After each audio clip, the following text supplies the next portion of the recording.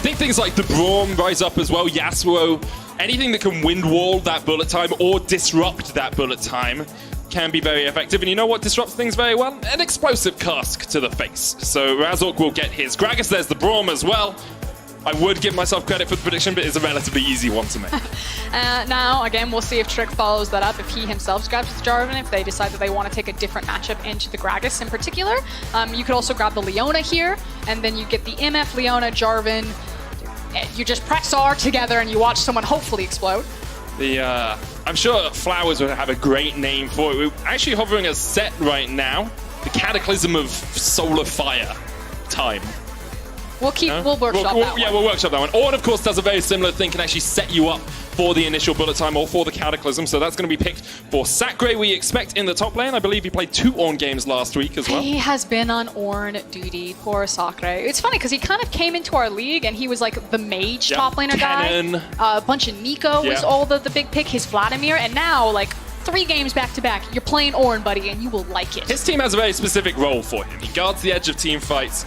We'll see if that's how he fits into their composition once again today. The Xayah is the final pick for Misfits, so it is an AD carry, but with Sett being open, that's a little bit surprising. With Varus as well, who pairs very well with the Braum. I'm actually really surprised for the Xayah pickup here.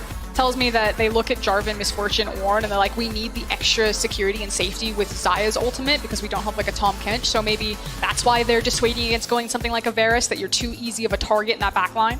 Does mean, though, of course, Misfits now with the first ban of this second ban phase can get rid of the Leona. We're not going to see her supporting SK. And I wonder what else you would get rid of if you're Misfits here. Do you think you double support ban and go Leona Thresh? I actually think Thresh is a good shout, although can be a little bit difficult to play into Braum and Xayah, because as soon as you land, you go for a hook, Braum just jumps onto the Xayah, and then when Xayah has ult, she can just ult away from your hooks. It becomes just that little bit trickier, but Cassiopeia taken away by SK, aiming that one towards Febiven in the mid lane, and now Misfits. I wouldn't mind another support ban. I'm just trying to think if there's anything else more powerful. Well, because they have second rotation coming out of red side by banning Diana, they can very quickly snap grab a safe blind pick like a LeBlanc. Yeah. And it means they get rid of the Solari-Lunari combo as well, which is very important lore-wise. Get rid of both the sun and the moon when you're banning things out. It's an eclipse on Summoner's Rift. Misfits. There's the LeBlanc, so SK were on the same track as you there, Froskurinn, realizing that LeBlanc could be Grab your top laner here, you know it's Ornn. You can get a free lane. Sett is good into Ornn. Sett is good into Ornn. Come on.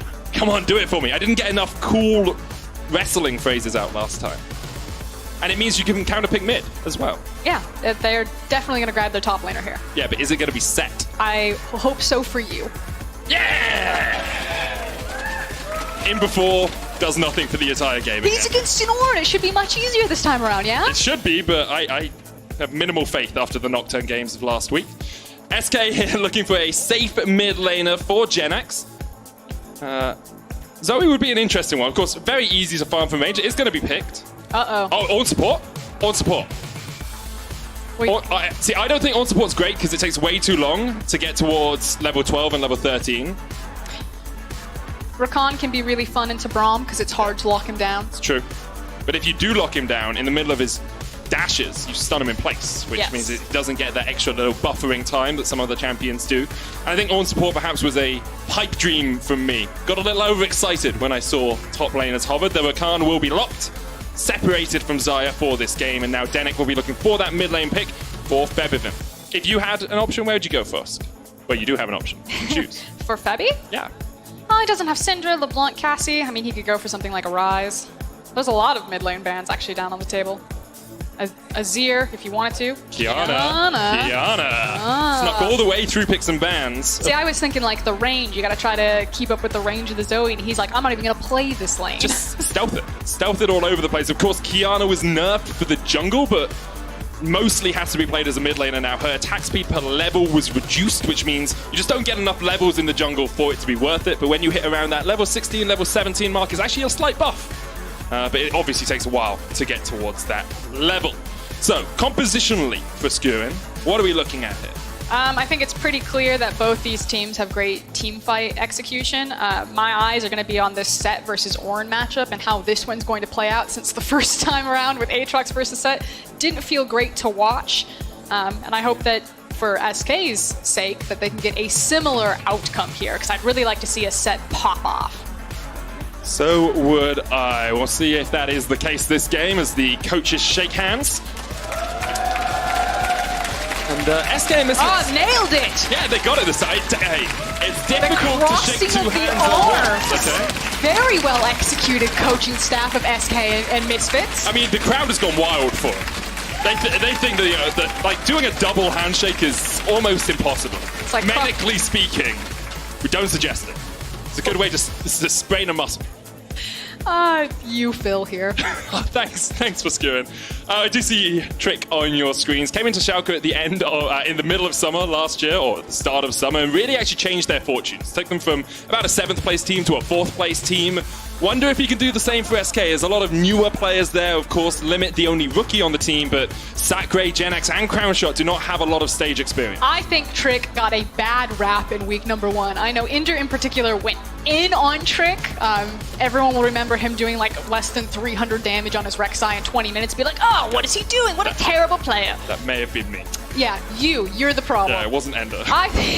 I think Trick did exactly fine. Vitality in that game were so focused on the monster objectives, and Trick was, as we heard from Origin's coach, the monster objectives just didn't really mean anything at the time. So Trick was like, I'd rather just hard farm it. And that's what he did. Picked up for some free Drakes, hard farmed quite effectively, showed up for the team fights, they won the game. What's there to complain about? We do have an in-game pause, which is why we're taking a quick break here. But Frosk and I are cracking open our Kit Kats. Am I supposed to shove this in my mouth? You don't have to. I was just a bit peckish, I'll be honest. Twitch chat just lost it right there. My bad. They obviously really want Kit Kats as well. But yes, so I'm chewing now, which is not the smartest idea when you're trying to talk. And I made you chew as well, which isn't smart at all. You gave me chocolate, I was going to eat it. Okay, so we talked about compositionally.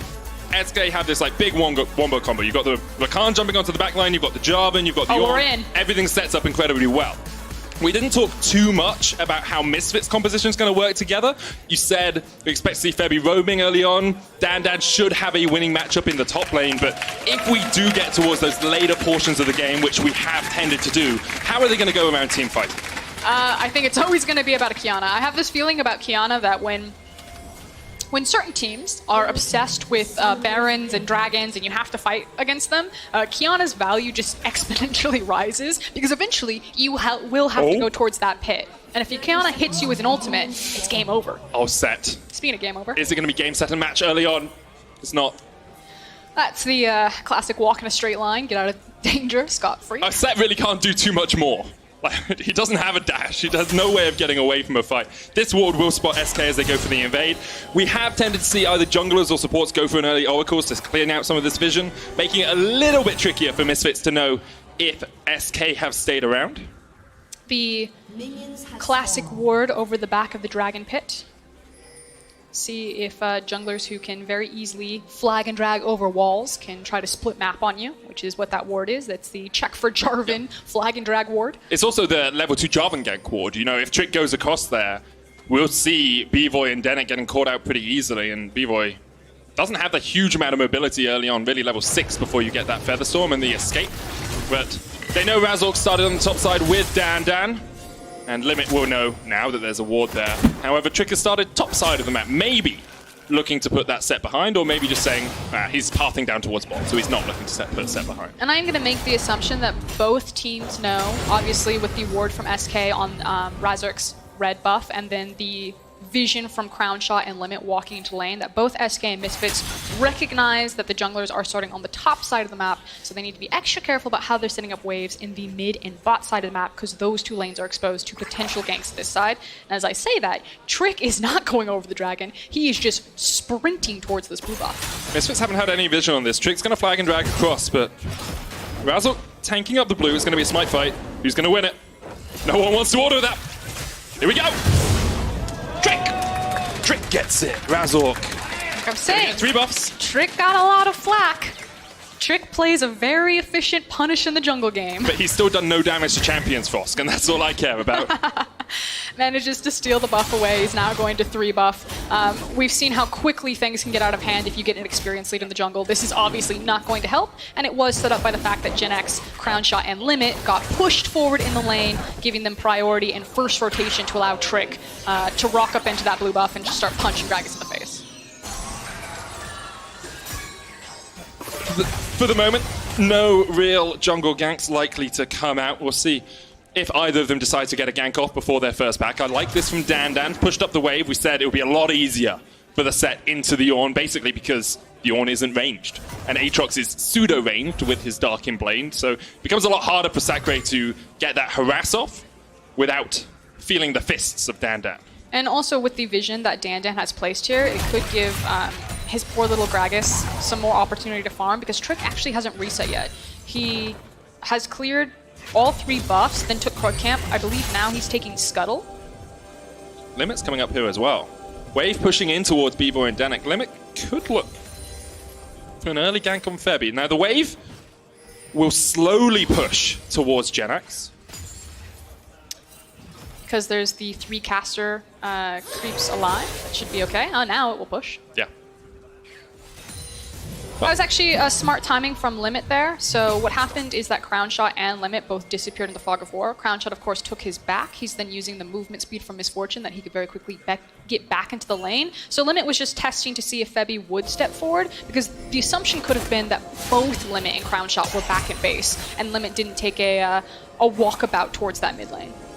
And it's the thing with supports early on. If your AD carry wants to go back and get like another Doran's Blade, or here, for example, double longsword, you really have nothing to buy at this point in the game, right? You're looking for early boots, you're looking maybe get some health in the lane, or go towards a Gargoyle Stone Plate if you're playing something like Leona. So that level 2, level 3 roam can catch a lot of people out by surprise. Thank you, observers, for pointing out that ward.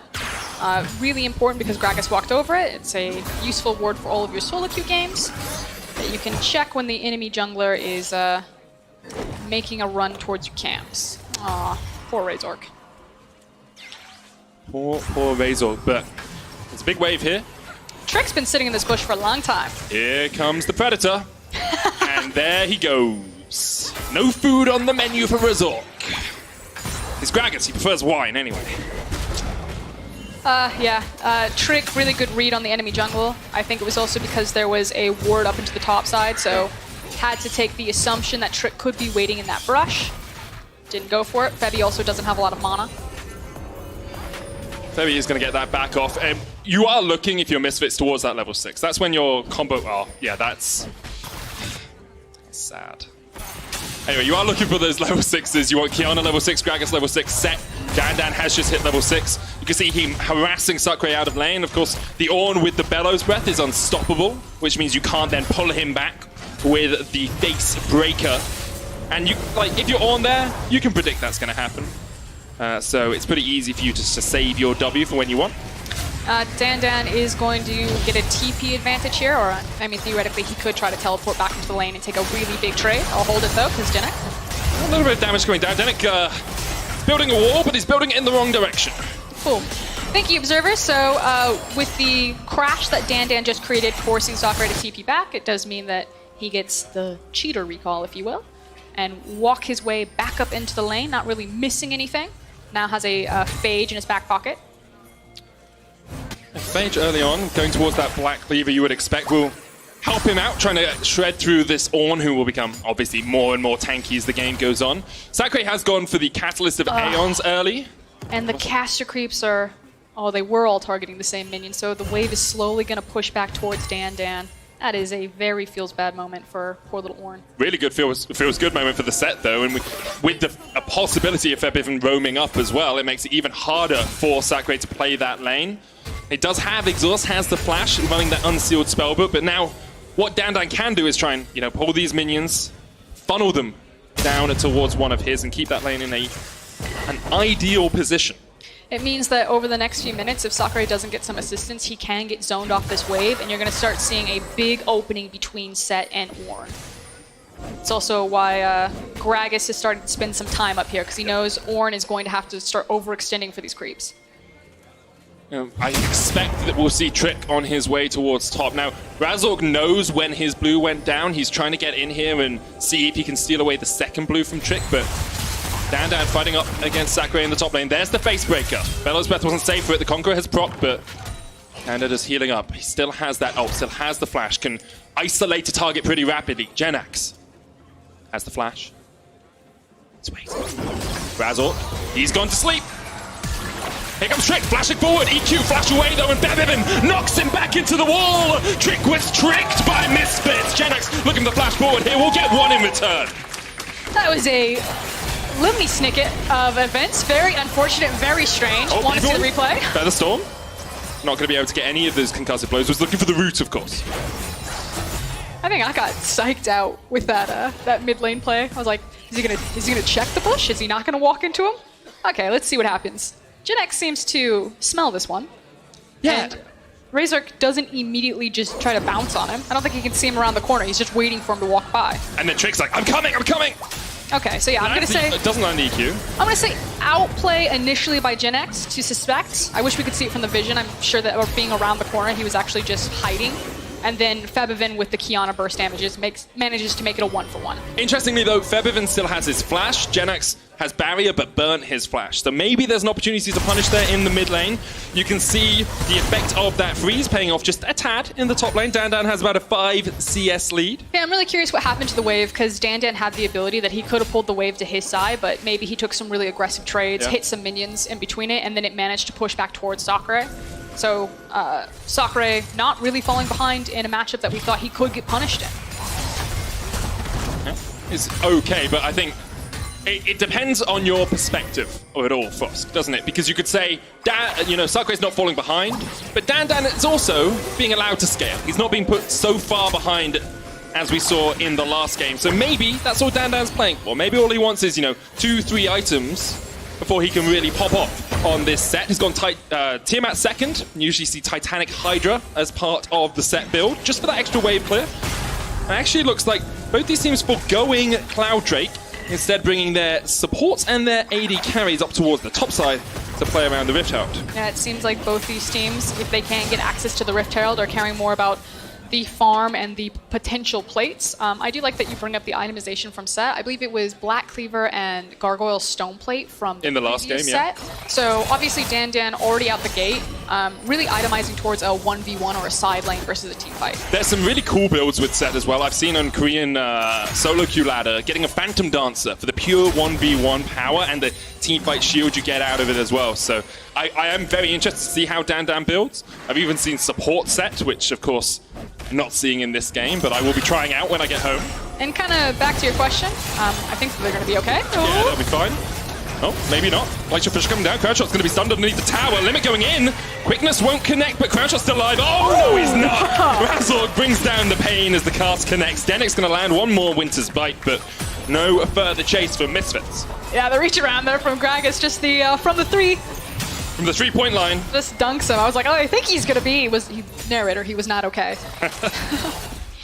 I was going to say, going back to your Ornn versus Sett point, what is this better for, an Ornn that doesn't get put down or a Sett that gets a free lane? Again, I think it really does have flexibility to what they itemize for. If Sett is going to be playing exclusively on a side lane, where obviously Ornn is such a low-resource team-fighting champion. The Rift Tower being started up. Trick's looking for the steal, goes in with the Cataclysm, but Bvoy still has the Featherstorm. Trick's going to get stunned up. The bullet time coming in from the side, but the unbreakable wall was put up. And Denyk was able to stop most of that damage coming in. Febiven here on the chase will get one more. Misfits, 3-1 up early on, 1,000 gold in the lead as well. They just picked up the Rift Tower. This is a great start for them. Yeah, and Febiven being a real difference maker for the early game for Misfits. That's twice now that the supreme display of talent has come out at a crucial moment, and especially, as you pointed out, that last team fight in tandem with Denyk's Braum there, absorbing a lot of that damage. Take another look at it. Trick's just trying to buy time while you can see Misfortune and Rakan on the map getting there in time. Trick's like, we can no longer wait. Goes in. The Misfortune ultimate then just getting eaten by that perfect Braum shield. It's just, it's felt a little bit too easy for Misfits, right? It's very good positioning and they're playing the fights well, but SK kind of just funneled into them. Trick was trying to get in with the Cataclysm, but didn't really anticipate Bvoy having the Feather Storm back up, so he was just able to escape. And now, one of the key carries for the mid game for Misfits, Febiven, has the Duskblade finished and his Moby Boots. Like, he's going to be all over the map, and it's going to be very hard for SK to find an avenue to shut that down. Yeah, he's all over the map, and he has kill pressure virtually on anyone on the map at this point, so that's the scary thing. And I have to kind of go back to the first pick priority of misfortune for SK. You know, is this going to be a worrying trend that we see going forward with okay, SK? Jax. Well, doesn't feel great when Braum immediately counters you. Jenax puts up the barrier early on. The Sleepy Trouble Bubble doesn't connect. Bvoy stepping forward here. He's about half his health for a real apparent reason. Maybe he was looking for the stun. DanDan trading in. Sacre able to just searing charge his way to safety. But now, Misfits, they want the first turret of the game before those plates fall. They have the Rift Herald.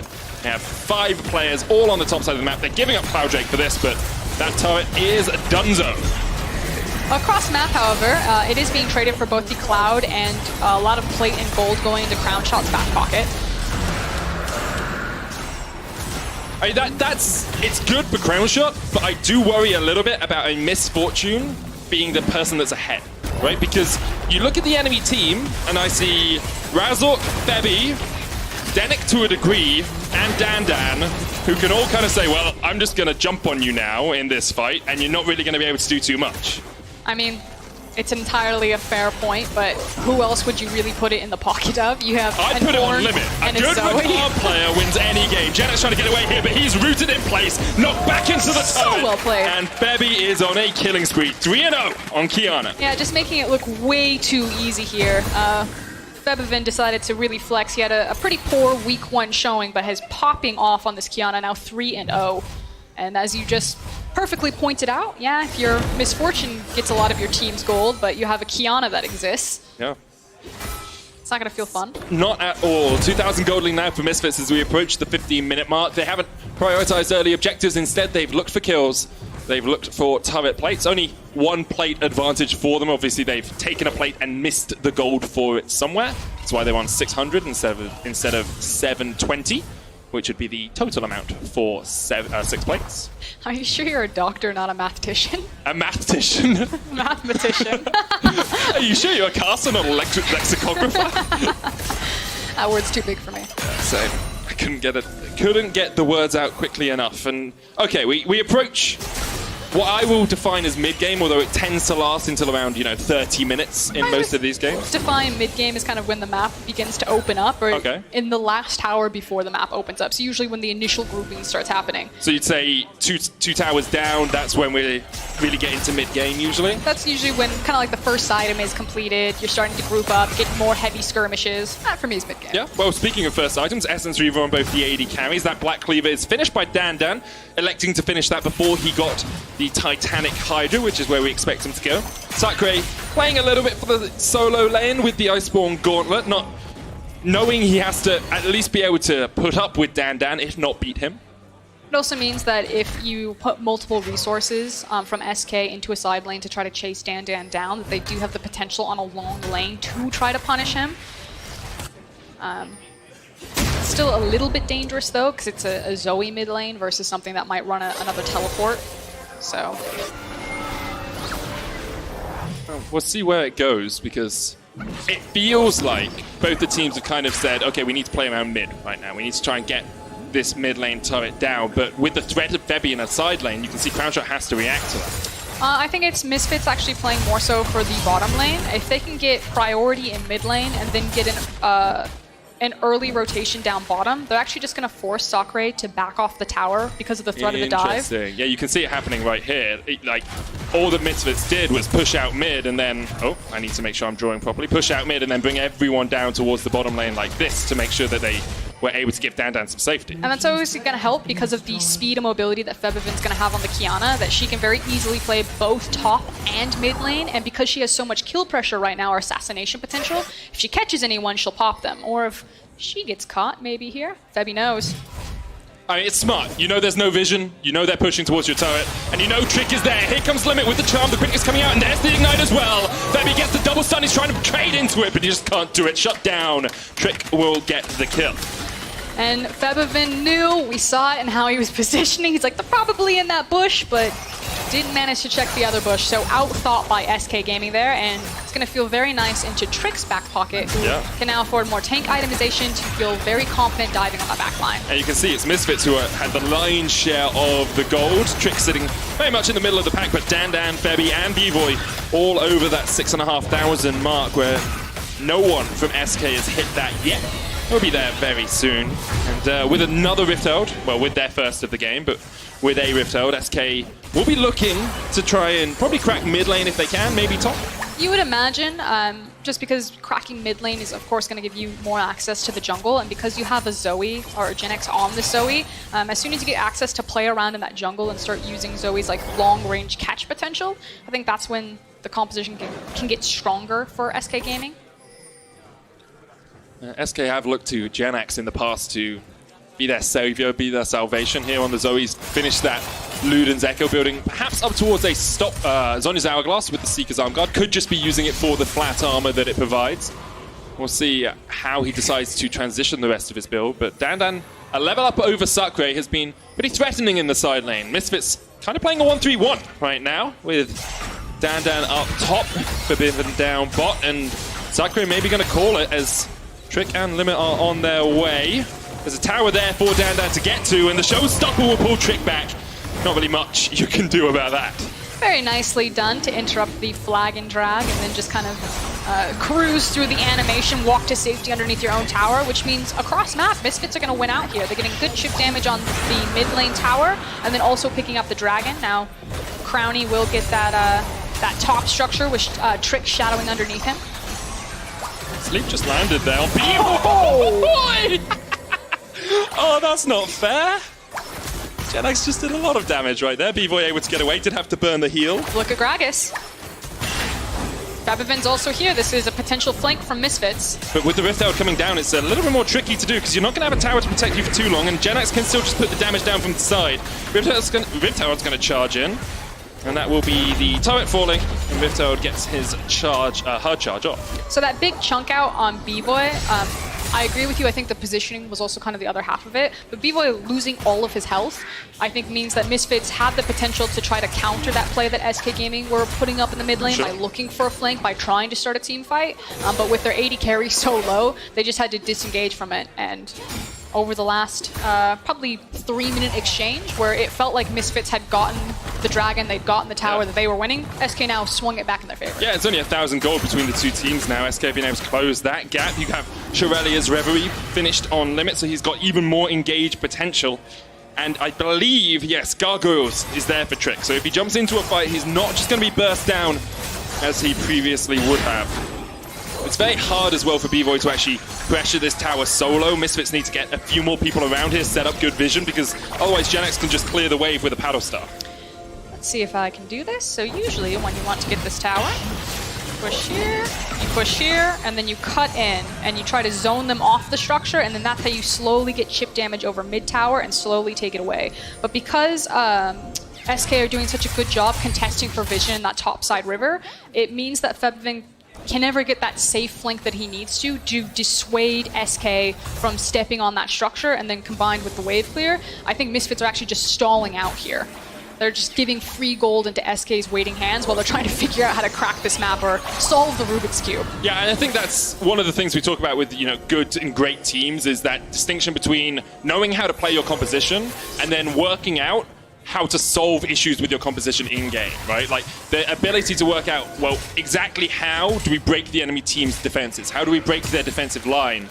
Because if you're not able to work that out, and you don't just have a draft that outplays the enemy, it's very difficult to get these fights in your terms. What I would actually suggest is that they play Febiven in a different lane. Because there's no tower up into the top side, it's not like Febiven up there can trade a structure, because he's the one who's really strong. I would actually almost prefer that they swap into the bottom side of the map, try to play for that inner structure, and try to drag SK around by dealing with this Qiyana. Or Trick can just face check into them and almost die. Razork also has flank position here.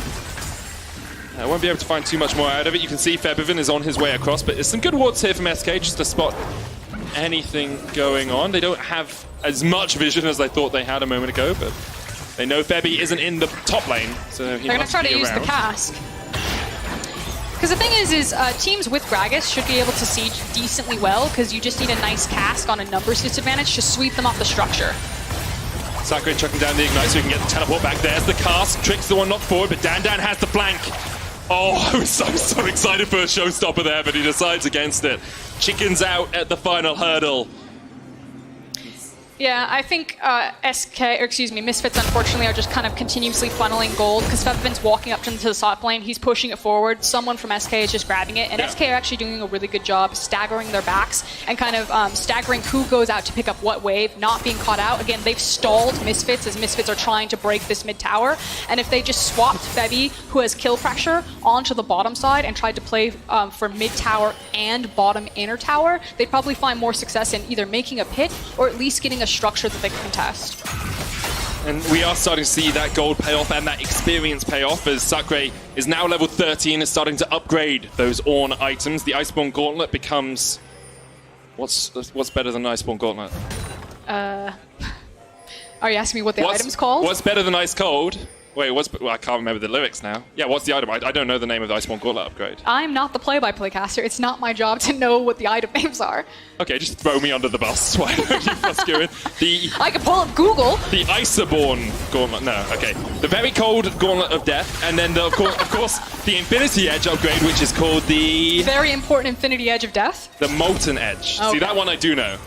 But yes, those upgrades usually provide about 1,000 gold on average worth of stats. The Adaptive Helm provides 1,800 extra gold if you upgrade that, so expect to see someone pick that one up, although there's mostly AD. Well, basically only AD on the side of Misfits apart from Razork. Okay, hold on, we might get a team fight. Nope. We didn't get a team fight. There's still time, hold on. Okay, look, you're not the play-by-play. Don't go for these team fights, Frost. We've been Don't set me up for excitement so long and then just dash my hopes against the rocks. In this tug-of-war mid lane where we're just pushing waves back and forth. Oh, wait, hold on, Febiven. Oh, please, stop saying, oh, wait. Oh, Jenax! Oh. That was... Denyk's playing on 60 ping, apparently. Febi almost dies. Ambitious is what I'll call it. Yeah, ambitious. Okay, but we've been stalled out so long here that the dragon, I think, went through its entire cooldown, and SK managed to pick it up, and we're still here in the mid lane. Yes. Sorry, I'm Googling Iceborne Gauntlet upgrade. Okay. So you keep... Well, I'll play-by-play, don't worry. It's a fight! Showstopper coming in, Sacre trying to survive, but DanDan takes him down. You could have told me there was a fight while I was Googling, Frost. I forgot. Okay. So they finally swept him off, but that's what we wanted this entire time. And what did we say? We're like, they should probably play bot side because they can get the tower there. Now, they didn't pull Febiven to do it, but they did pull Gragas. So eventually, Misfits did find the answer and managed to push this game forward a lot. Medic, you get round 2, try. Oh, here we go. Sacre caught out by Razork. Great knockback. And then you got to watch out because the RKO is coming down. Oh, that was really good. Thanks. No, do you mean to play? Not you. Yeah. Sett's ultimate that was really good right there. It stops you being unstoppable if you're trying to run away, so it's pretty cool. But yes, that is the first we've really seen of Sett gameplay this game. He's got a 40 CS lead. It's a Cataclysm comes down onto Bvoy. He pops the Feather Sword, flashes away, but the chase from Limited on as he overextended. Here comes the TP. Call of the Forge God was met. DanDan going into base breaker, looking to melt some heads. Can't quite take down Crownshot. Trick's able to get away as well. Razork jumping in, catches Jenax, and he's done. Great play by Misfits. Yeah, Misfits took everything in the kitchen sink, and now we see why that Xayah was picked. It's her ability to disengage and survive all that engagement. And then DanDan comes in, and Misfortune only gets out simply because DanDan's ultimate has just come off of cooldown because he used it in the bot lane with Ornn. Now gives them access to this Baron. Here we go. Limit coming in. Sacre there as well. No ultimate for him. Limit doesn't have the quickness either. Now Febi, they've just spotted him. Is Crownshot going to change his path? The Baron down to 2,000. It's gone before they can get there. SK give it up. Misfits get the first Baron of the game at the 26-minute mark, and with it a 5,000 gold lead. But will they get the mid lane tower? That is what I hope so. We've been praying for as we take another look at that one. I believe it's okay. There's one ultimate on Bvoy. There's 2 ultimates. And the Rakan still follows him all the way back there. Survives, walks out of it. The Ornn ultimate comes down, excellently absorbed by the Braum. And then here comes DanDan. And again, just because he doesn't have his ultimate, Misfortune is able to limp away from that fight. Yeah, Jenax just knocked back in. Razork's had some very good body slam flashes. He's been able to connect very effectively. Now finishes Zhonya's Hourglass. There's the Sterak's for DanDan. We'll see where he goes from that. I would imagine into a side lane with Baron. I mean, that makes a lot of sense. Getting the lifeline passive from Serax makes you even harder to kill.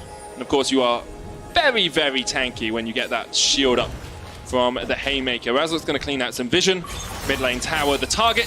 A minute and 50 seconds left on the Baron buff as Limit goes in. Trick looking for the engage as well. Bvoy's locked up. The Call of Fortune coming out. They're trying to get the kill, but look at the damage coming out from Febiven. Trick is already down. Razork has the flank, and they're just going to stun lock this Ornn in place. Sacre, well, that was not good as Febiven just deletes someone. They're looking for the chase as the bullet time comes down. Jenax able to get underneath this tower, but not able to do too much more. And reminder that Sett spent that entire fight just walking towards the fight itself. So that was a 4v5. Oh. I think it was a 4v4 to start. Misfortune only showed up at the very end. Look at the damage coming out from Bvoy. He did wonder last week after he had statistically one of the worst performances ever in the history of the LEC, whether he'd be able to show up this week.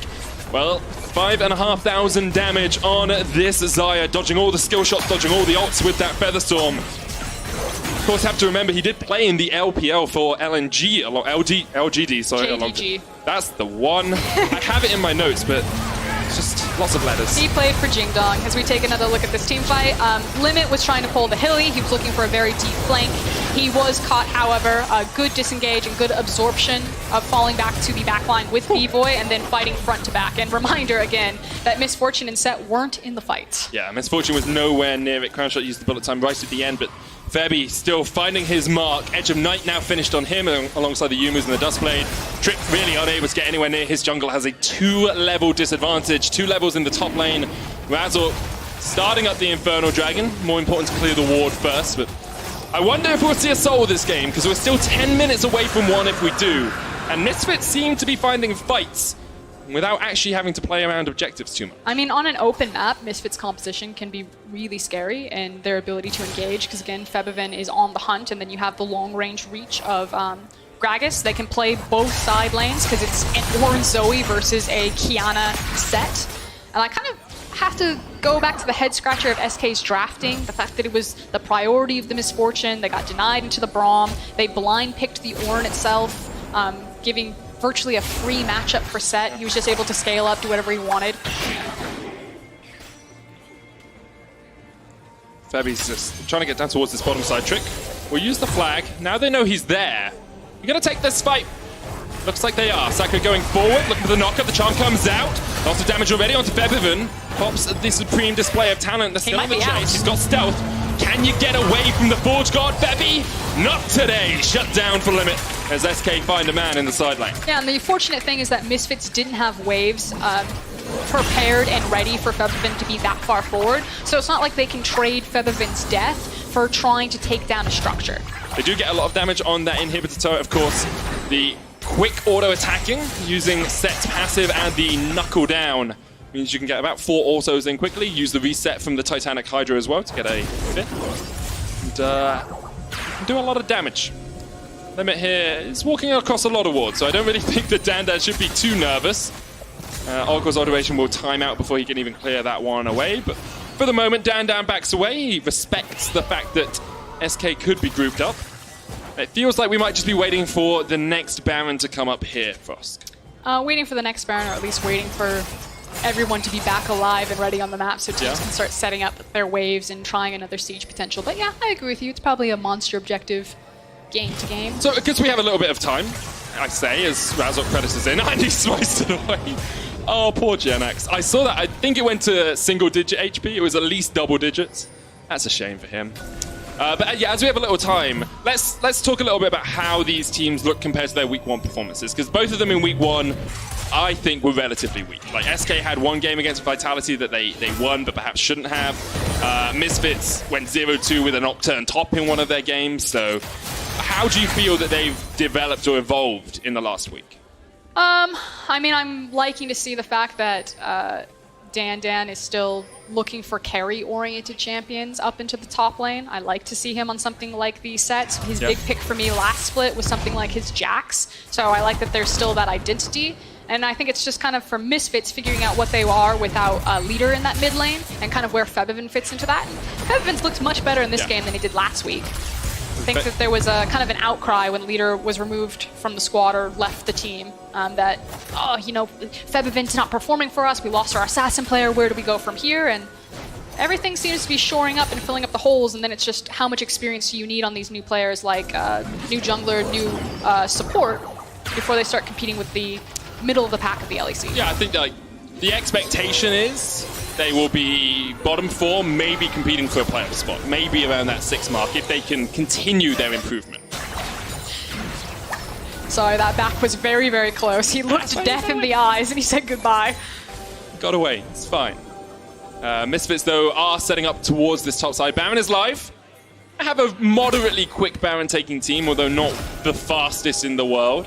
Bvoy being at 4 items will definitely help them with that, but looks like Razork's looking for a flank and trick, limit, Sacre and Jenax just walk away from it, not having any of that. Yeah, it should just be the push forward of the minion wave in mid lane here, and then they'll walk towards the Baron. We'll see if they start it while DanDan zones.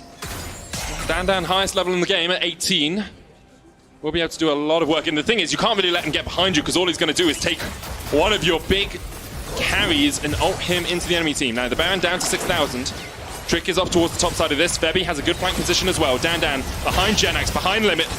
This is your moment, Trick. Trick steals. They're hoping he steals. He did one last week. Can he do another? Call of the Forge God coming out. Trick jumping in. But they've reset. They're not going for it. It's not taken away as SK are unable to find it. And now the fight really begins as DanDan gets into the middle of them. And look at the damage. They're just swept in the river. Misfits take 4. They take the Baron and they're TPing in for the win. And you can hear it from the crowd. That was the bloodshed that they wanted. Finally, we got an explosive team fight where Qiyana really just hard flex on some kids with that ultimate. More damage than the entire enemy team combined, I guess, at my quick maths. It's close. We said it at the beginning of the game. When teams really need Baron to finish, picking a Qiyana is just going to be easy mode because eventually they will get hit by the Qiyana ultimate. Eventually it will pay off. It doesn't matter what our scoreline was in the game. The cherry on top was just the fact that Febiven had been playing pretty well for majority of it. Especially when Trick's putting up some more walls for you to fight around. Misfits playing with their food a bit, but they will get their first win of the LEC in 2020. Can we talk about that Baron swipe though? Because Gragas left the pit and had to flash back in. That's fine.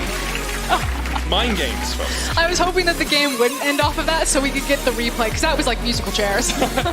Just ring around a rosy. Misfits, of course, elated with their first win of the split. You can see amazing there, holding Razork's head in his hands like, come on, man. It was amazing. He got back in the pit and got the Baron. But he tried to zone out Trick, so as Trick's coming in, Gragas is going over the wall trying to disrupt him.